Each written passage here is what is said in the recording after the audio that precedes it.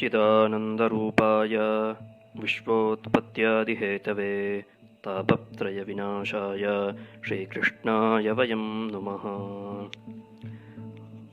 ॐ प्रह्लादस्तालधारी तरलगतितया चोद्धवः कांस्यधारी वीणाधारी सुरर्षिः स्वरकुशलतया रागकर्तार्जुनोऽभूत्। इन्द्रो वादीन् मृदङ्गं जय जय सुकराः कीर्तने ते कुमाराः। यत्राग्रे भाववक्ता सरसरचनया व्यासपुत्रो बभूव। ननर्तमध्ये त्रिकमेव तत्र भक्त्यादिकानां नटवत्सुचेतसाम्। अलौकिकं कीर्तनमेतदीक्ष्य हरिः प्रसन्नोऽपि वचोऽब्रवीत्तत्। मत्तो वरं भाववृताद्वृणुध्वं प्रीतः कथाकीर्तनतोऽस्मि साम्प्रतं। श्रुत्वेति तद्वाक्यमतिप्रसन्नाः प्रेमार्द्रचित्ता हरिमोचिरेते। नगाः गाथासु च सर्वभक्तैः येभिस्त्वया भाव्यमिति प्रयत्नात्। मनोरथोऽयं परिपूरणीयः तथेति चोक्त्वान्तरधीयताच्युतः। ततो न मत्तच्चरणेषु नारदस्तथा शुकादीनपि तापसांश्च। अथ प्रहृष्टाः परिनष्टमोहाः सर्वे यजुः पीतकथामृतास्ते। भक्तिस्सुताभ्यां सह रक्षिता सा शास्त्रे स्वकीयेऽपि तथा शुकेन। अतो हरिर्भागवतस्य सेवनाच्चित्तं समायाति वैष्णवानां। दारिद्र्यदुःखज्वरदाहितानां मायापिशाची परिमर्दितानां संसारसिन्धौ परिपातितानां क्षेमाय वै भागवतं प्रगर्जति। शौनक उवाच शुकेनोक्तं कदा राज्ञे गोकर्णेन कदा पुनः सुरर्षये कदा ब्राह्मैः छिन्धि मे संशयं त्विमम्। सूत उवाच आकृष्णनिर्गमात्रिंशत्वर्षाधिकगते कलौ नवमीतो नभस्ये च कथारम्भं शुकोऽकरोत्। परीक्षिश्रवणान्ते च कलौ वर्षशतद्वये शुद्धे शुचौ नवम्यां च धेनुजो कथयत् कथां। तस्मादपि कलौ प्राप्ते 30 सति ऊचुरूर्जे सिते पक्षे नवम्यां ब्रह्मणः सुताः। इत्येतत्ते समाख्यातं यत्पृष्टोऽहं त्वया नख। कलौ भागवती वार्ता भवरोगविनाशिनी कृष्णप्रियं सकलकल्मषनाशनं च मुक्त्येकहेतुमिह भक्तिविलासकारी। सन्तः कथानकमिदं पिबतादरेण लोके हि तीर्थपरिशीलनसेवया किं। स्वपुरुषमपि वीक्ष्य पाशहस्तं वदति यमः किल तस्य कर्णमूले। परिहर भगवत्कथासु मत्तान् प्रभुरहमन्यनृणां न वैष्णवानाम्। असारे संसारे विषयविषसङ्गाकुलधियः क्षणार्थं क्षेमार्थं पिबत शुकगाथातुलसुधां। किमर्थं व्यर्थं भो व्रजत कुपथे कुत्सितकथे परीक्षित्साक्षी यत् श्रवणगतमुक्त्युक्तिकथने। रसप्रवाहसंस्थेन श्रीशुकेनेरिता कथा कण्ठे सम्बध्यते येन स वैकुण्ठप्रभुर्भवेत्। इति च परमगुह्यं सर्वसिद्धान्तसिद्धं सपदि निगदितं ते शास्त्रपुञ्जं विलोक्य। जगति शुककथातो निर्मलं नास्ति किञ्चित् पिब परमसुखहेतोः 12स्कन्धसारम्। एतां यो नियततया शृणोति भक्त्या यश्चैनां कथयति शुद्धवैष्णवाग्रे। तौ सम्यक् विधिकरणात् फलं लभेते याथार्थ्यां न हि भुवने किमप्यसाध्यम्। इति श्रीपद्मपुराणे उत्तरखण्डे श्रीमद्भागवतमाहात्म्ये श्रवणविधिकथनं नाम 6ठोऽध्यायः। श्रीकृष्णपरञ्ज्योतिषे नमः। ಶ್ರೀಮದ್ಭಾಗವತಾನುಸಂಧಾನ ಮಾಲಿಕೆಯ ಶ್ರೀಮದ್ಭಾಗವತ ಮಾಹಾತ್ಮ್ಯ ಅನುಸಂಧಾನದ ಕಟ್ಟಕಡೆಯ ಉಪಾಖ್ಯಾನ. ಈ ಹಿಂದೆ ಶುಕಬ್ರಹ್ಮರು ಹಾಗೆ ಭಗವಂತನು ಎಲ್ಲಿ ಈ ಒಂದು ದಿವ್ಯವಾದಂತಹ ಭಾಗವತ ಸಪ್ತಾಹವು ಸಂಪನ್ನವಾಗಿತ್ತೋ ಆ ಜಾಗಕ್ಕೆ ಆಗಮಿಸ್ತಾರೆ. ಅದು ಆ ಭಾಗವತ ಕಥೆ ನಡೆದಿದ್ದಂತಹ ಜಾಗದ ಭಾಗವತ ಕಥೆಯನ್ನು ಹೇಳಿದಂತಹ ಭಾಗವತ ಕಥೆಯನ್ನು ಕೇಳಿದಂತಹ ಆ ಸಮೂಹದ ವೈಶಿಷ್ಟ್ಯ. ಹೀಗೆ ಶುಕಬ್ರಹ್ಮರೇ ಸಾಕ್ಷಾತ್ತಾಗಿ ಎಲ್ಲಿಗೆ ಬರಬೇಕು ಅನ್ನೋದೇ ಹೆಚ್ಚುಗಾರಿಕೆ. ಅಷ್ಟು ಸಾಲದು ಅನ್ನೋದಕ್ಕೆ ಸಾಕ್ಷಾತ್ ಭಗವಂತನೇ ಅಲ್ಲಿಗೆ ಪಾದಾರ್ಪಣವನ್ನು ಮಾಡದ. ಭಗವಂತ ಒಬ್ಬನೇ ಬರಲಿಲ್ವಂತೆ, ತನ್ನ ಪರಿವಾರ ಸಮೇತವಾಗಿ ಭಗವಂತ ಬಂದ ಅಂತ ಸೂತರು ಹೇಳ್ತಾ ಇದ್ದಾರೆ ಶೌನಕರಿಗೆ. ಯಾರ್ಯಾರು ಏನೇನು ಒಂದು ವಾದ್ಯಗಳನ್ನು ಧರಿಸಿ ಭಗವಂತ ಬಂದಾಗ ಅಲ್ಲಿ ಒಂದು ನಾದ ಏರ್ಪಡುತ್ತೆ, ಒಂದು ಉತ್ಸವ ಏರ್ಪಡುತ್ತೆ. ಆ ಉತ್ಸವದಲ್ಲಿ ಇಂದೂ ಕೂಡ ಲೋಕದಲ್ಲಿ ನಾವು ಭಗವಂತನ ಉತ್ಸವ ಹೊರಟಾಗ ಏನೇನೆಲ್ಲ ಗಮನಿಸ್ತೀವ್ಯೋ ಅದೆಲ್ಲವೂ ಕೂಡ ಸೃಷ್ಟಿಮೂಲದಲ್ಲಿ ಯೋಗಿಗಳ ಹೃದಯಾಂತರಂಗದಲ್ಲಿ ಬೆಳಗುವಂತಹ ನಿತ್ಯ ಸತ್ಯಗಳು. ಹಾಗಾಗಿ ಭಗವಂತನ ಉತ್ಸವ ಅನ್ನೋದು ಸಂಪನ್ನವಾಗ್ತಾ ಇದೆ ಅಂತಾದರೆ ಅಲ್ಲಿ ಹಲವಾರು ವಿಷಯಗಳು ಅವನ ಸುತ್ತಮುತ್ತಲೂ ಕೂಡ ಸೇರಿಕೊಂಡೇ ಬಂದಿರುತ್ತೆ. ಅದು ಸೃಷ್ಟಿ ಸಹಜವಾದ ನಡೆ. ಅದನ್ನು ಸೂತರು ಈ ರೀತಿಯಾಗಿ ಹೇಳ್ತಾರೆ. ಪ್ರಹ್ಲಾದ ಸ್ಥಾಳಧಾರಿ. ಪ್ರಹ್ಲಾದ ಭಗವಂತನ ಪರಮಾಪ್ತ ಆತನ ಕಥೆ ಮುಂದೆ ಭಾಗವತದಲ್ಲಿ ಬರುತ್ತೆ. ಆತ ಭಗವಂತನ ಜೊತೆ ಸದಾಕಾಲದಲ್ಲೂ ಇರುತ್ತಿದ್ದವನು. ಅವನು ತಾಳವನ್ನು ಹಿಡಿದಿದ್ದಂತೆ. ತರಳಗತಿತಯ ಉದ್ಧವ ಕಾಂಸ್ಯಧಾರಿ. ಉದ್ಧವ ಶ್ರೀಕೃಷ್ಣನ ಮಿತ್ರ, ಶ್ರೀಕೃಷ್ಣನ ಮಂತ್ರಿ. ಉದ್ಧವ ಕಾಂಸ್ಯವನ್ನು ಹಿಡಿದಿದ್ದ. ಅದೇ ರೀತಿಯಾಗಿ ಸುರರ್ಷಿ ನಾರದರು ತಮ್ಮನ್ನು ತಾವು ಮರೆತು ಭಗವಂತನನ್ನು ಕಂಡು ಕೂಡಲೇ ಆ ಭಗವನ್ ಮಹಿಮಾಗಾನವನ್ನು ಮಾಡುವುದರಲ್ಲಿ ಸದಾಕಾಲದಲ್ಲೂ ತಲ್ಲೀನರಾಗಿರುವಂಥವರು ನಾರದರು. ಹಾಗಾಗಿ ಭಗವಂತ ಸಾಕ್ಷಾತ್ತಾಗಿ ಪಾದಾರ್ಪಣವನ್ನು ಮಾಡಿದ್ದಾನೆ ಅಂತ ತಿಳಿದು ಕೂಡಲೇ ತಮ್ಮ ವೀಣೆಯನ್ನು ಹಿಡಿದು, ಮಹತೀ ಎಂಬಂತಹ ವೀಣೆಯನ್ನು ಹಿಡಿದು ಅವರು ಕೀರ್ತನೆಯನ್ನು ಶುರು ಮಾಡಿದ್ರಂತೆ. ವೀಣಾಧಾರಿ ಸುರರ್ಷಿ. ಇನ್ನು ಭಗವಂತನ ಮಿತ್ರ, ಹೇ ಕೃಷ್ಣ ಹೇ ಯಾದವ ಹೇ ಸಖೇತಿ ಪ್ರಸಭಂ ಯಥುಕ್ತಂ. ಅರ್ಜುನ ವಿಶ್ವರೂಪ ದರ್ಶನವನ್ನು ನೋಡಿ ಭಗವಂತನ ಒಂದು ಲೀಲಾವಿಲಾಸವನ್ನು ಕಂಡು, ಪ್ರಭೋ ನಾನು ಅರಿಯದೆ ನಿನ್ನನ್ನು ನನ್ನ ಮಿತ್ರ ಅಂತ ಅಂದ್ಕೊಂಡು ಹೇ ಕೃಷ್ಣ ಹೇ ಮಾಧವ ಹೇ ಸಖೇತಿ ಹೀಗೆಲ್ಲ ಕರೆದುಬಿಟ್ಟೆಪ್ಪ, ದಯವಿಟ್ಟು ಕ್ಷಮಿಸ್ಬಿಡು. ನಿನ್ನ ಮಹಿಮೆ ಏನೋ, ನೀನು ಏನು ಅನ್ನೋದು ನನಗೆ ಅರಿವಾಗಲಿಲ್ಲ ಆ ಸಮಯದಲ್ಲಿ ಅಂತ ಹೇಳಿದ್ನಲ್ಲ. ಅಂತಹ ಪರಮಮಿತ್ರ ಅರ್ಜುನ. ಅವನು ಸ್ವರಕುಶಲತೆಯ ರಾಗಕರ್ತ ಅರ್ಜುನೋಭೂತ್. ಆತ ಹಾಡುಗಾರನಾದಂತೆ ರಾಗ ಸಂಯೋಜನೆ ಮಾಡುವವನು ಅರ್ಜುನ.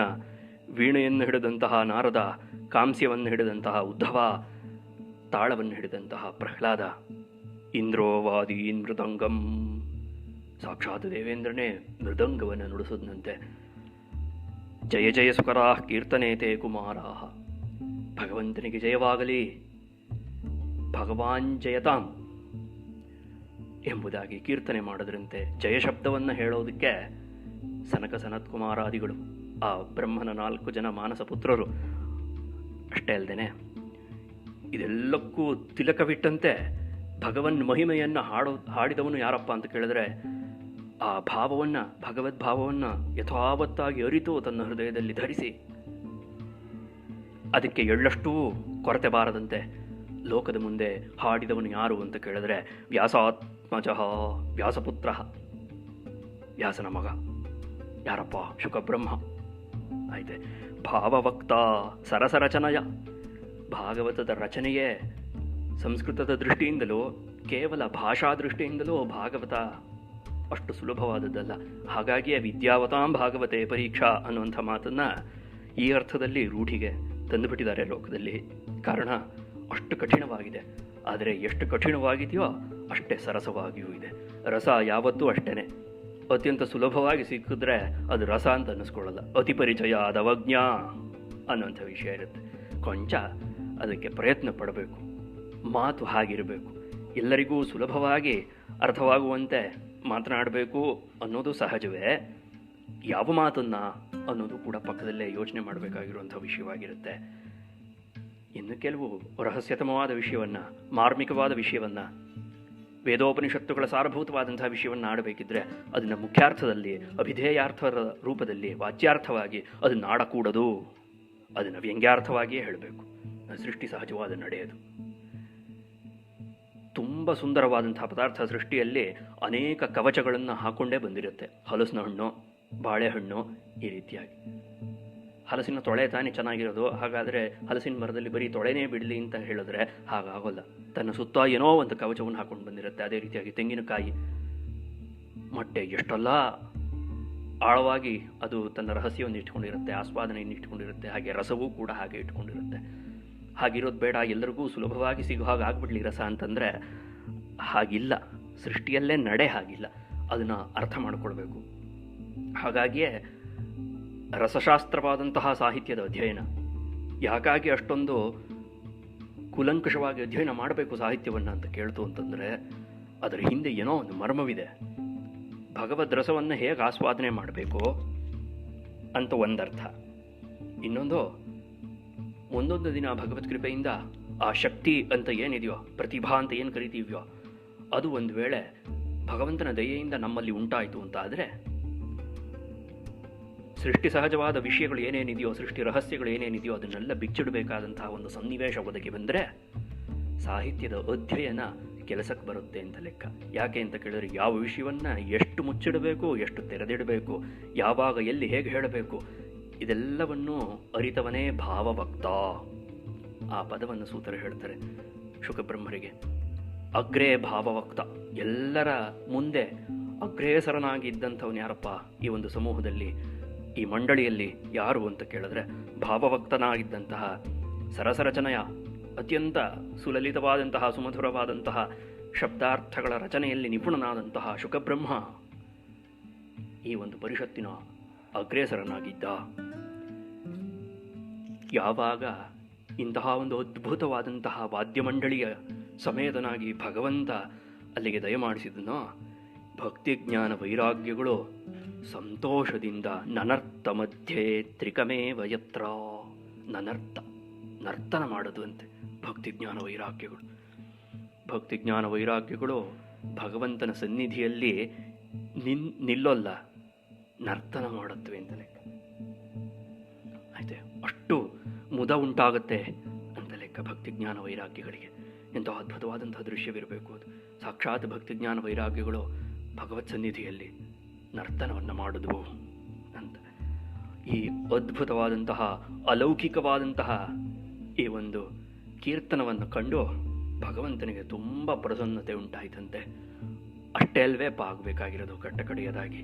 ಆ ಪ್ರಸನ್ನತೆ ಭಗವಂತನಿಗೆ ಉಂಟಾಗಿ ಭಗವಂತ ಹೇಳದಂತೆ, ಮತ್ತೋ ವರಂ ಭಾವವೃತ ದೃಣಧ್ವಂ, ನಿಮಗೆ ಏನು ವರ ಬೇಕೋ ಅದನ್ನು ನೀವು ಕೇಳಬಹುದಪ್ಪ ಅಂತ ಭಗವಂತ ಹೇಳದಂತೆ. ಇದನ್ನು ಕೇಳಿ ಅತ್ಯಂತ ಸಂತುಷ್ಟರಾದಂತಹ ಆ ಋಷಿ ಮಹರ್ಷಿಗಳು ಎಲ್ಲರೂ ಕೂಡ ಏಕಕಂಠದಲ್ಲಿ ಕೇಳಿದಂತಹ ವಿಷಯ ಏನು ಅಂತ ಕೇಳಿದ್ರೆ, ನಗಾಹ ಗಾಥಾಸು ಚ ಸರ್ವಭಕ್ತೈ ಏಭಿ ತ್ವಯಾ ಭಾವ್ಯಂ. ಅಪ್ಪ, ಈ ಸಪ್ತಾಹ ವಿಧಿಯಲ್ಲಿ ನಿನ್ನನ್ನು ಯಾರು ಆರಾಧನೆ ಮಾಡ್ತಾರೋ ಅವರುಗಳ ಮನಸ್ಸಲ್ಲಿ ನೀನು ಸದಾ ಕಾಲದಲ್ಲೂ ನೆಲೆ ನಿಲ್ಲಬೇಕಪ್ಪ ಅಂತ. ಇದಲ್ವೇ ಲೋಕದಯೆ, ಇದಲ್ವೇ ಪ್ರಾಣಿದಯೆ, ಭೂತದಯಾಂ ವಿಸ್ತಾರಯ ಅಂತ ಶಂಕರರು ಹೇಳುವಂತಹ ಭೂತದಯೆ ಇದಲ್ವೇ. ಮುಂದೆ ಹುಟ್ಟಬಹುದಾದಂತಹ ಜೀವಿಗಳ ಉದ್ಧಾರಕ್ಕೋಸ್ಕರವಾಗಿ ಆ ಮಹರ್ಷಿಗಳು ಪರಮಕಾರುಣಿಕರಾಗಿ ಭಗವಂತನ ಬಳಿ ಕೇಳಿಕೊಂಡಿದ್ದು ತಮಗೋಸ್ಕರ ಅಲ್ಲ, ಲೋಕ ಕಲ್ಯಾಣಾರ್ಥವಾಗಿ.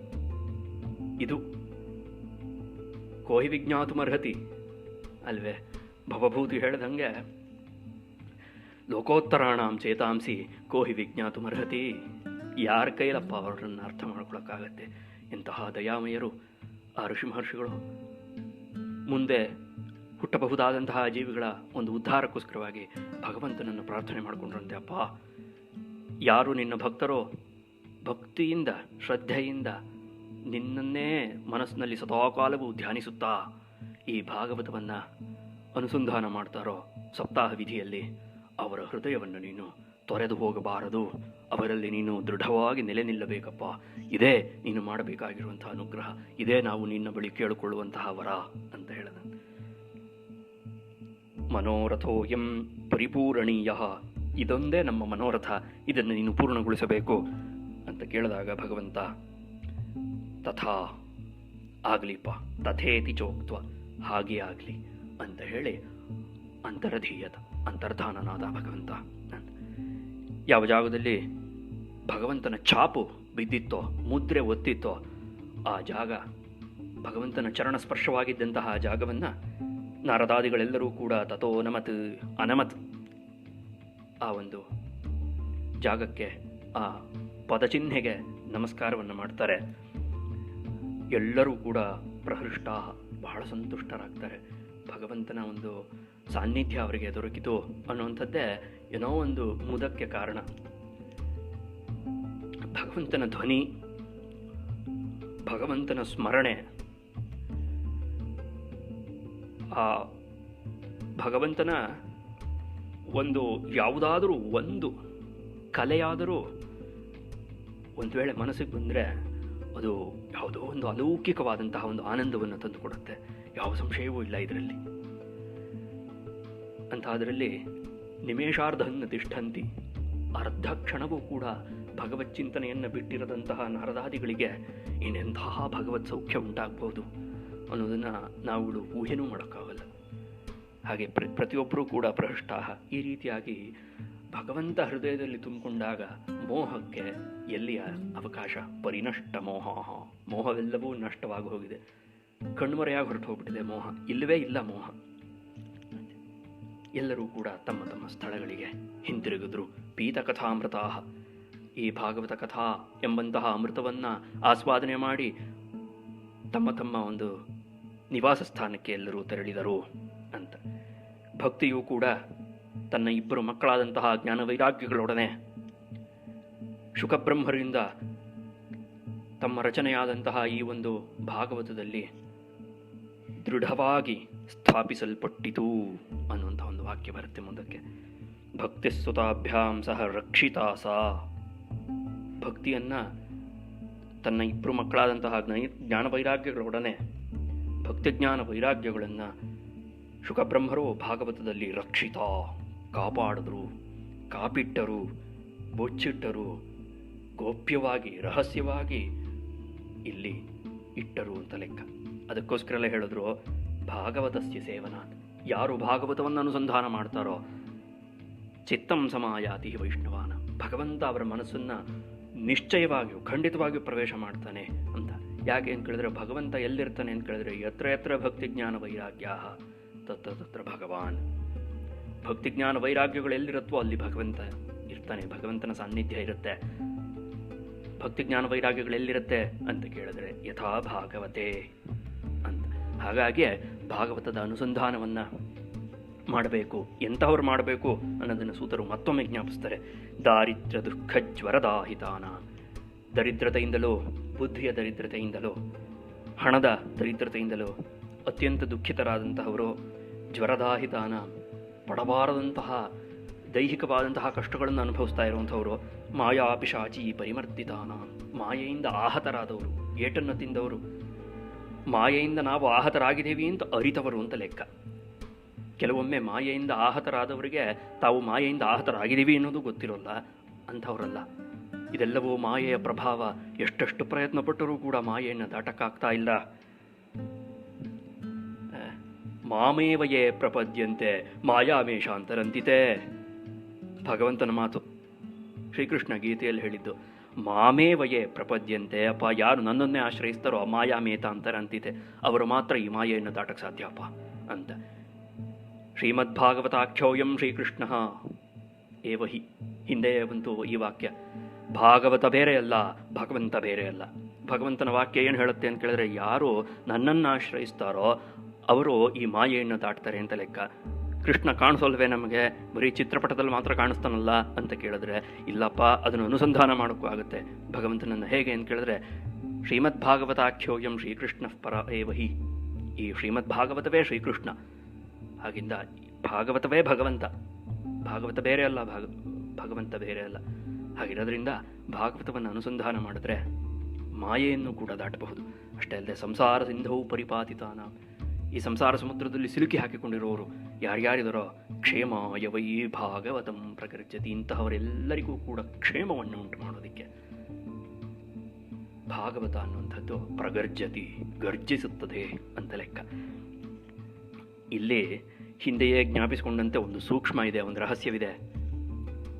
ಭಗವಂತ ನೇರವಾಗಿ ಸಿಗ್ತಾನೆ ಅಂತ ಅರ್ಥ ಅಲ್ಲ. ಭಗವಂತನ ಸಾನ್ನಿಧ್ಯ ಈಗಾಗಲೇ ಹೃದಯದಲ್ಲಿದ್ದರೆ ಯತ್ಕಿಂಚಿತ್ ಸ್ವಲ್ಪವಾದರೂ ಅದನ್ನು ಆಸ್ವಾದಿಸಿದ್ರೆ, ಅನುಭವಿಸಿದ್ರೆ ಆ ಭಗವತ್ ತತ್ವ ಅನ್ನೋದು ದೃಢವಾಗತ್ತೆ ಅಂತ ಲೆಕ್ಕ. ಹಾಗಾಗಿಯೇ ಕ್ಷೇಮಾಯ ಅನ್ನುವಂಥ ಪದ ಇಲ್ಲಿ ಬಂದಿದ್ದು. ಯೋಗಾಯ ಅಲ್ಲ, ಯೋಗಕ್ಷೇಮ. ಅಲಬ್ಧ ಲಾಭೋ ಯೋಗ. ಹಿಂದೆಂದೂ ಸಿಕ್ಕಿರದಂತಹ ಪದಾರ್ಥವು ದೊರಕಿದರೆ ಅದನ್ನು ಯೋಗ ಅಂತ ಕರೀತಾರೆ. ಲಬ್ಧಸ್ಯ ಪರಿರಕ್ಷಣಂ ಕ್ಷೇಮ. ದೊರಕಿದ್ದರ ಕಾಪಿಡುವಿಕೆ.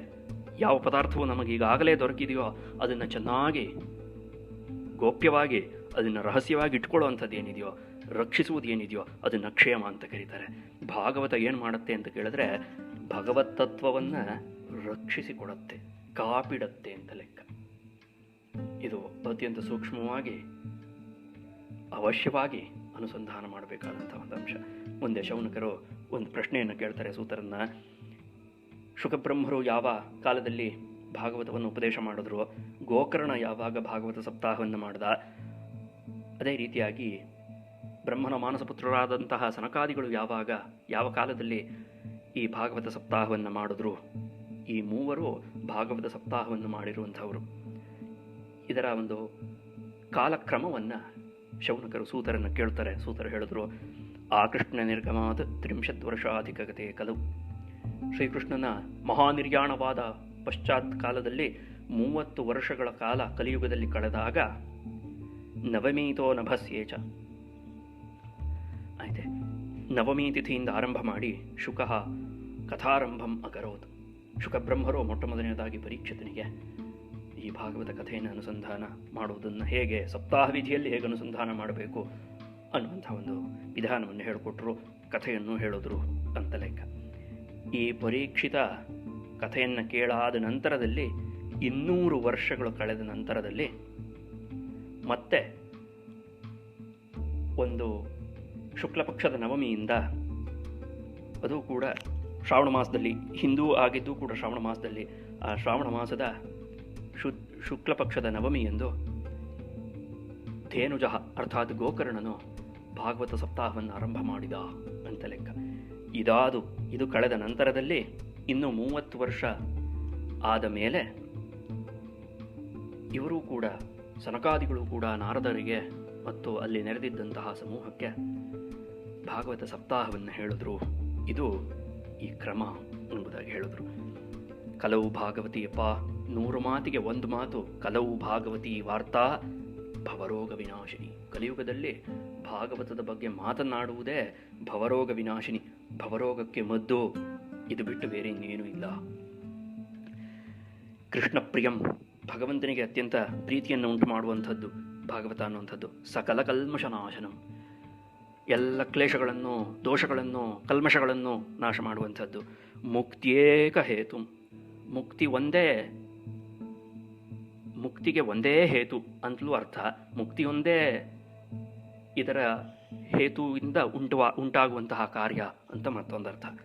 ಭಕ್ತಿ ವಿಲಾಸಕಾರಿ, ಭಕ್ತಿಯು ವಿಲಸಿತವಾಗುತ್ತೆ ಈ ಭಾಗವತದಲ್ಲಿ ಅಂತ ಲೆಕ್ಕ. ಈ ಕಥಾನಕವನ್ನು, ಈ ಭಾಗವತದ ಕಥೆ ಏನಿದೆಯೋ ಇದನ್ನು ಆದರದಿಂದ, ಗೌರವದಿಂದ, ಭಕ್ತಿಯಿಂದ, ಶ್ರದ್ಧೆಯಿಂದ ಪಿಬತ ಆಸ್ವಾದನೆ ಮಾಡಿ. ಲೋಕದಲ್ಲಿ ಯಾವ ತೀರ್ಥಕ್ಷೇತ್ರಕ್ಕೆ ಹೋದ್ರೇನು ಹೋಗದೇ ಇದ್ರೇನು, ಭಾಗವತವನ್ನು ಅನುಸಂಧಾನ ಮಾಡದೆ ಹೋದರೆ ಎಷ್ಟೇ ತೀರ್ಥಕ್ಷೇತ್ರಗಳಿಗೂ ಹೋದರೂ ಏನು ಪ್ರಯೋಜನ ಇಲ್ಲ ಕಲಿಯುಗದಲ್ಲಿ ಅಂತ. ಅಷ್ಟೇ ಅಲ್ಲದೆ ಯಮನೂ ಕೂಡ ತನ್ನ ಕಿಂಕರರಿಗೆ ಕಿವಿಯಲ್ಲಿ ಹೇಳ್ತಾನಂತೆ ಒಂದು ಗುಟ್ಟಾದಂತಹ ಮಾತನ್ನು. ಪರಿಹರ ಭಗವತ್ ಕಥಾ ಸುಮತ್ತಾನ್, ಯಾರು ಭಾಗವತವನ್ನು ಅನುಸಂಧಾನ ಮಾಡ್ತಾರೋ ಅವರಿಂದ ದೂರ ಇರಪ್ಪ ನೀನು. ನನ್ನ ಕಿಂಕರವ್ರು ಯಾರೂ ಕೂಡ ಭಾಗವತವನ್ನು ಅನುಸಂಧಾನ ಮಾಡುವವರ ಬಳಿ ಹೋಗக்கூಡದು. ಅಹಂ ಅನ್ಯನೃಣಾಂ ಪ್ರಭು, ಬೇರೆ ಮನುಷ್ಯರಿಗೆ ನಾನು ಒಡೆಯ ಇರಬಹುದು, ಅವರನ್ನು ಆಳುವವನಿರಬಹುದು. ನತು ವೈಷ್ಣವಾನ, ಯಾರು ಆ ಭಗವತ್ತತ್ವವನ್ನು ಹೃದಯದಲ್ಲಿ ಧರಿಸಿದ್ದಾರೋ ಅವರ ಹತ್ರನೂ ಸುಳಿಯಲ್ಲ ಅಂತ ಲೆಕ್ಕ. ಅಂದರೆ ಮರಣವನ್ನು ದಾಟ್ತಾರೆ ಅಂತ ಲೆಕ್ಕ. ಅಸಾರೇ ಸಂಸಾರೇ, ಸಾರರಹಿತವಾದಂತಹ ಈ ಸಂಸಾರದಲ್ಲಿ, ಕೇವಲ ವಿಷಯಾಸಕ್ತಿಯಿಂದ ಕೂಡಿರುವಂತಹ ಈ ಒಂದು ಪ್ರಪಂಚದಲ್ಲಿ ಒಂದು ಕ್ಷಣವಾದರೂ, ಅರ್ಧ ಕ್ಷಣವಾದರೂ ಕ್ಷೇಮಕ್ಕೋಸ್ಕರವಾಗಿ ಭಗವಂತ ಈಗಾಗಲೇ ಹೃದಯದಲ್ಲಿ ನೆಲೆಸಿದ್ದಾನೆ. ಆಯ್ತೆ. ಹೃದ್ದೇಶೇ ಅರ್ಜುನ ತಿಷ್ಠತೆ ಭ್ರಾಮಯನ್ ಸರ್ವಭೂತಾನಿ ಯಂತ್ರಾರೂಢಾನಿ ಮಾಯಯ ಅಂತ ಕೃಷ್ಣ ಗೀತೆಯಲ್ಲಿ ಹೇಳಿದ ಹಾಗೆ, ಆ ಭಗವತ್ತತ್ವ ಅನ್ನುವಂಥದ್ದು ಹೃದ್ದೇಶೇ ಅರ್ಜುನ ತಿಷ್ಠತೆ. ಅಂಗುಷ್ಠ ಮಾತ್ರ ಪುರುಷ ಅಂಗುಷ್ಠಂಚ ಸಮಾಶ್ರಿತ. ಅಂಗುಷ್ಠ ಮಾತ್ರನಾದಂತಹ ಪರಮಪುರುಷನು ಪ್ರತಿಯೊಂದು ಜೀವಿಯ ಹೃದಯದಲ್ಲಿ ಪ್ರತಿನಿತ್ಯದಲ್ಲೂ ವಾಸ ಮಾಡುತ್ತಾನೆ. ಹಾಗಿರೋದ್ರಿಂದ ಆ ಭಗವತ್ತತ್ವವನ್ನು ಅರ್ಥ ಮಾಡಿಕೊಳ್ಬೇಕು, ಅದು ನಮ್ಮಲ್ಲಿದೆ ಎನ್ನುವಂತಹ ಒಂದು ಬೋಧನೆ ನಮಗುಂಟಾಗಬೇಕು ಅಂತಾದರೆ ಭಾಗವತವನ್ನು ಕೇಳಬೇಕು. ಕಿಮರ್ಥಂ ವ್ಯರ್ಥಂ ಭೋ ವ್ರಜತ ಕುಪಥೆ, ಇದಲ್ಲದೆ ಬೇಡದಂತಹ ಮಾರ್ಗದಲ್ಲಿ ಕೇಳಬಾರದಂತಹ ಕಥೆಗಳನ್ನು ಕೇಳ್ತಾ ಯಾಕಪ್ಪ ಸಮಯವನ್ನು ವ್ಯರ್ಥ ಮಾಡ್ತೀರಿ? ಈ ಭಾಗವತವನ್ನು ಕೇಳೋದರಿಂದ ಮುಕ್ತಿ ಖಚಿತವಾದದ್ದು, ಮೋಕ್ಷ ಅನ್ನೋದು ಕಟ್ಟಿಟ್ಟ ಬುದ್ಧಿ. ಪ್ರಮಾಣ ಬೇಕೇನು? ಪರೀಕ್ಷಿತ್ ಸಾಕ್ಷಿ, ಪರೀಕ್ಷಿತನೇ ಸಾಕ್ಷಿ ಇದಕ್ಕೆ. ಯತ್ ಶ್ರವಣಗತ ಮುಕ್ತಿಯುಕ್ತಿ ಕಥನೆ. ಕೇವಲ ಕೇಳುವಿಕೆಯಿಂದ ಮೋಕ್ಷ ಉಂಟಾಗತ್ತೆ ಅನ್ನೋದಕ್ಕೆ ಪರೀಕ್ಷಿತನಿಗಿಂತಲೂ ಸಾಕ್ಷಿ ಬೇಕೆ ಅಂತ ಹೇಳಿ ರಸವದ ಒಂದು ಪ್ರವಾಹದಲ್ಲಿ ಮಿಂದೆದ್ದಂತಹ ಶುಕಬ್ರಹ್ಮರಿಂದ ಉಪದಿಷ್ಟವಾದದ್ದಪ್ಪ ಇದು. ರಸಪ್ರವಾಹ ಸಂಸ್ಥೇನ, ರಸಪ್ರವಾಹದಲ್ಲೇ ಮುಳುಗಿದ್ದವರು ಶುಕಬ್ರಹ್ಮರು ಅಂತ ಲೆಕ್ಕ. ಅಂತಹ ಶುಕರಿಂದ ಹೇಳಲ್ಪಟ್ಟಂತಹ ಈ ಕಥೆ ಯಾರ ಒಂದು ಕಂಠವನ್ನು ಅಲಂಕರಿಸುತ್ತೋ, ಅಂದರೆ ಯಾರು ಈ ಶುಕಬ್ರಹ್ಮರಿಂದ ಉಕ್ತವಾದಂತಹ ಭಾಗವತ ಕಥೆಯನ್ನು ಹೇಳುತ್ತಾರೋ ಅವರಿಗೆ ಖಂಡಿತವಾಗಿಯೂ ಅಕುಂಠಿತವಾದಂತಹ ವಿಕುಂಠಿತವಾದಂತಹ ಆ ಒಂದು ಪರಮಪದ ಪ್ರಾಪ್ತಿಯಾಗುತ್ತೆ ಅಂತ ಲೆಕ್ಕ. ಈ ರೀತಿಯಾಗಿ ಅತ್ಯಂತ ರಹಸ್ಯತಮವಾದಂತಹ ಎಲ್ಲ ಸಿದ್ಧಾಂತಗಳಿಂದಲೂ ಸಿದ್ಧವಾದಂತಹ ಶಾಸ್ತ್ರಪುಂಜಂ, ಶಾಸ್ತ್ರದ ಸ್ಪುಂಜ ಇದು, ಸಮೂಹ ರಾಶಿ. ಯಾವ ಶಾಸ್ತ್ರದ ವಿಷಯ ಇಲ್ಲಿ ಬರೋಲ್ಲ, ಎಲ್ಲ ಶಾಸ್ತ್ರಗಳ ಮರ್ಮವೋ ತತ್ವಾರ್ಥವೋ ತಥ್ಯವೋ ಭಾಗವತದಲ್ಲಿದೆ ಅಂತ ಲೆಕ್ಕ. ಅಂತಹ ಶುಕಬ್ರಹ್ಮರಿಂದ ಹೇಳಲ್ಪಟ್ಟಂತಹ ಈ ಕಥೆಯು ಜಗತಿ ನಿರ್ಮಲಂ, ಅತ್ಯಂತ ಶುದ್ಧವಾದದ್ದು. ಇದಕ್ಕೆ ಸರಿಸಮಾನವಾದದ್ದು ಯಾವುದೂ ಇಲ್ಲ. ಆದ್ದರಿಂದ ಈ ಭಾಗವತವನ್ನು ಕಿಂಚಿತ್ತಾದರೂ ಸ್ವಲ್ಪವಾದರೂ ಆಸ್ವಾದನೆ ಮಾಡಿ ಅಂತ ಹೇಳಿ ಮುಂದಕ್ಕೆ ಯಾರೂ ಇದನ್ನು ನಿಯಮಿತವಾಗಿ ಪ್ರತಿನಿತ್ಯವೂ ತಪ್ಪದೇ ನಿಯಮಬದ್ಧವಾಗಿ ಆಸ್ವಾದನೆ ಮಾಡ್ತಾರೋ ಕೇಳುತ್ತಾರೋ, ಅದೇ ರೀತಿಯಾಗಿ ಯಾರು ಈ ಕಥೆಯನ್ನು ಹೇಳುತ್ತಾರೋ ಅವರಿಬ್ಬರಿಗೂ ಕೂಡ ಮೋಕ್ಷ ಅನ್ನುವಂಥದ್ದು ಪ್ರಾಪ್ತಿಯಾಗತ್ತೆ. ಹಾಗಿರೋದ್ರಿಂದ ಈ ಭಾಗವತದಿಂದ ಸಿದ್ಧವಾಗದಂತಹ ವಿಷಯ ಯಾವುದಿದೆ ಎಲ್ಲವೂ ಕೂಡ ಸಿದ್ಧವಾಗತ್ತೆ ಅಂತ ಇಲ್ಲಿಗೆ ಪದ್ಮಪುರಾಣದಲ್ಲಿ ಉಕ್ತವಾದಂತಹ ಈ ಭಾಗವತ ಮಾಹಾತ್ಮ್ಯ ಎಂಬುದು ಮಂಗಳವಾಗತ್ತೆ. ಮುಂದೆ ಶ್ರೀಮದ್ ಭಾಗವತದ ಪ್ರಥಮ ಸ್ಕಂಧ ಜನ್ಮಾದ್ಯಸ್ಯ ಯತಃ ಎಂಬುದಾಗಿ ಪ್ರಾರಂಭವಾಗುತ್ತೆ. ಶ್ರೀಮದ್ ಭಾಗವತ ಎಂಥದ್ದು, ಅದರ ಮಹಿಮೆ ಏನು, ಯಾಕಾಗಿ ಅದನ್ನು ಅನುಸಂಧಾನ ಮಾಡಬೇಕು ಎಂಬುದಾಗಿ ಅದನ್ನು ಚೆನ್ನಾಗಿ ಬದ್ಧನಾಂತಿ ಇತಿ ಅನುಬಂಧ, ಅದನ್ನು ಕೊಟ್ಟಾಕತ್ತೆ ಮನಸ್ಸಿನಲ್ಲಿ ಅಂತ ಲೆಕ್ಕ, ಒಂದು ಗಂಟು ಹಾಕ್ಕೊಳ್ಬೇಕು ಅಂತ ಲೆಕ್ಕ. ಹಾಗಾಗಿ ಯಾಕಾಗಿ ಭಾಗವತವನ್ನು ಅನುಸಂಧಾನ ಮಾಡಬೇಕು ಎಂಬಂತಹ ವಿಷಯವೋ ಮನದಟ್ಟಾಗುವಂತೆ ಈ ಒಂದು ಮಾಹಾತ್ಮ್ಯವನ್ನು ಅನುಸಂಧಾನ ಮಾಡಬೇಕೇ ಹೊರತು ಖಂಡಿತವಾಗಿಯೂ ಭಾಗವತೆ ಮಮ ಪ್ರವೃತ್ತಿ ಸ್ಯಾತ್ ಅನ್ನುವಂಥ ಮನಸ್ಸಿಂದಲೇ ಮಾಹಾತ್ಮ್ಯವನ್ನು ಅನುಸಂಧಾನ ಮಾಡಬೇಕೇ ಹೊರತು ಸರಿ ಒಳ್ಳೆಯದಾಯಿತು ಈ ಭಾಗವತವನ್ನು ಕೇಳೋದ್ರಿಂದ ನನಗೆ ಈ ಫಲವೆಲ್ಲ ಸಿದ್ಧಿಸುತ್ತೆ ಎಂಬಂತಹ ಆಸೆಯಿಂದ ಅಲ್ಲ ಅಂತ ಲೆಕ್ಕ. ಎಂತೆಂಥ ಮಹಾಪುರುಷರೋ ಆಯ್ತೆ, ಮನುಷ್ಯಾಣಾಂ ಸಹಸ್ರೇಶೋ ಕಶ್ಚಿತ್ ಯತತಿ ಸಿದ್ಧಯೇ ಯತತಾಮಪಿ ಸಿದ್ಧಾನಾಂ ಕಶ್ಚಿನ್ ಮಾಂ ವೇತ್ತಿ ತತ್ವತಃ ಅಂತ ಕೃಷ್ಣ ಹೇಳ್ತಾನೆ ಗೀತೆಯಲ್ಲಿ. ಹಾಗಿರೋದ್ರಿಂದ ಪ್ರಯತ್ನ ಪಟ್ಟವರು ಎಲ್ಲರೂ ಸಫಲರಾಗ್ತಾರೆ ಅಂತಿಲ್ಲ, ಸಫಲರಾದವರೆಲ್ಲರಲ್ಲೂ ಕೂಡ ತತ್ವಜ್ಞಾನ ಉಂಟಾಗತ್ತೆ ಅಂತಿಲ್ಲ. ಹಾಗಾಗಿ ಇದು ಬಹಳ ದೀರ್ಘವಾದಂತಹ ಒಂದು ಮಾರ್ಗ, ಬಹಳ ದೀರ್ಘಕಾಲ ತಪಸ್ಸಿನಿಂದ ಸಿದ್ಧವಾಗುವಂತಹ ಒಂದು ವಿಷಯ ಅದು. ಹಾಗಿರೋದ್ರಿಂದ ಭಾಗವತದಲ್ಲಿ ನಮಗೆ ಪ್ರವೃತ್ತಿ ಉಂಟಾಗಬೇಕು, ಭಾಗವತವನ್ನು ಕೇಳಬೇಕು ಅನ್ನುವಂಥ ಮನಸ್ಸು ದೃಢವಾಗಿ ಉಂಟಾಗಬೇಕು ಅನ್ನೋ ನೇರದಲ್ಲಿ ಮಾತ್ರ ಈ ಮಾಹಾತ್ಮ್ಯವನ್ನು ಅನುಸಂಧಾನ ಮಾಡಬೇಕೇ ಹೊರತು ನಮ್ಮ ಕ್ಷುಲ್ಲಕವಾದಂತಹ ಕ್ಷುದ್ರವಾದಂತಹ ಇಷ್ಟಾರ್ಥಗಳು ಸಿದ್ಧಿಸಲಿ, ಮನೋರ್ಥಗಳು ಸಂಪನ್ನವಾಗಲಿ ಎಂಬಂತಹ ಮನಸ್ಸಿನಿಂದ ಭಾಗವತವನ್ನು ಆಸ್ವಾದನೆ ಮಾಡಬಾರದು ಅಂತ ಲೆಕ್ಕ. ಹಾಗೆ ಮಾಡಿದ್ರೆ ಅತ್ಯದ್ಭುತವಾದಂತಹ ಒಂದು ಪದಾರ್ಥ, ಮೋಕ್ಷವನ್ನೇ ದಯಪಾಲಿಸುವಂತಹ ಈ ಶ್ರೇಷ್ಠತಮವಾದಂತಹ ಈ ಭಾಗವತ ಕಥೆಯನ್ನು ಕೇವಲ ಯಾವುದೋ ಒಂದು ಲೌಕಿಕವಾದಂತಹ ಒಂದು ಆಸೆ ಆಕಾಂಕ್ಷೆಗಳಿಗೋಸ್ಕರ ಉಪಯೋಗಿಸ್ಕೊಂಡ್ರೆ ಅದು ಮೂರ್ಖತನವಾಗುತ್ತೆ. ಈ ವಿಷಯವನ್ನು ಪದೇ ಪದೇ ಆಗಾಗ ಜವಾಬ್ದಾರಿಯಿಂದ ಜ್ಞಾಪಿಸಿಕೊಂಡು ಭಾಗವತವನ್ನು ಅನುಸಂಧಾನ ಮಾಡೋದಕ್ಕೆ ಬೇಕಾದಂತಹ ನೀತಿ ನಿಯಮಗಳೇನೋ ವಿಧಿವಿಧಾನಗಳೇನೋ ಎಲ್ಲವನ್ನೂ ಕೂಡ ಅರಿತು ಅದರ ಆ ರೀತಿಯಾದಂತಹ ಯಾವ ನಿಯಮವನ್ನೂ ಪರಿಪಾಲಿಸುವುದಕ್ಕೆ ಅಶಕ್ತರು ನಾವು, ಸಾಧ್ಯವಿಲ್ಲ. ಹಾಗಿದ್ದರೂ ಯಾವುದೋ ಭಗವತ್ ಕೃಪೆಯಿಂದ ಪೂರ್ವಜನ್ಮ ಸುಕೃತದಿಂದ ಭಾಗವತ ಅನ್ನುವಂಥದ್ದು ಲಬ್ಧವಾಗಿದೆ, ಭಾಗವತದಲ್ಲಿ ಪ್ರವೃತ್ತಿ ಉಂಟಾಗಿದೆ. ಹೇಳುವುದಕ್ಕೂ ಕೇಳುವುದಕ್ಕೂ ಎರಡಕ್ಕೂ ಕೂಡ ಪ್ರವೃತ್ತಿ ಉಂಟಾಗೋದಕ್ಕೆ ಪೂರ್ವಜನ್ಮ ಸುಕೃತವೇ ಕಾರಣ. ಅಂತಹ ಯಾವುದೋ ಧರ್ಮಕರ್ಮ ಸಂಯೋಗದಿಂದ ಉಂಟಾಗಿರುವಂತಹ ಈ ಪ್ರವೃತ್ತಿಯನ್ನು ತಪ್ಪದೆ ಸದುಪಯೋಗ ಆಗುವಂತೆ ಭಾಗವತ ಕಥೆಯನ್ನು ಅನುಸಂಧಾನ ಮಾಡಬೇಕಾಗಿದೆ. ಈ ಭಾಗವತ ಕಥೆಯನ್ನು ನಾಳೆಯಿಂದ ಆರಂಭ ಮಾಡಿ ಅನುಸಂಧಾನ ಮಾಡೋಣ. ಧನ್ಯವಾದಗಳು. ಶ್ರೀಕೃಷ್ಣಾರ್ಪಣಮಸ್ತು.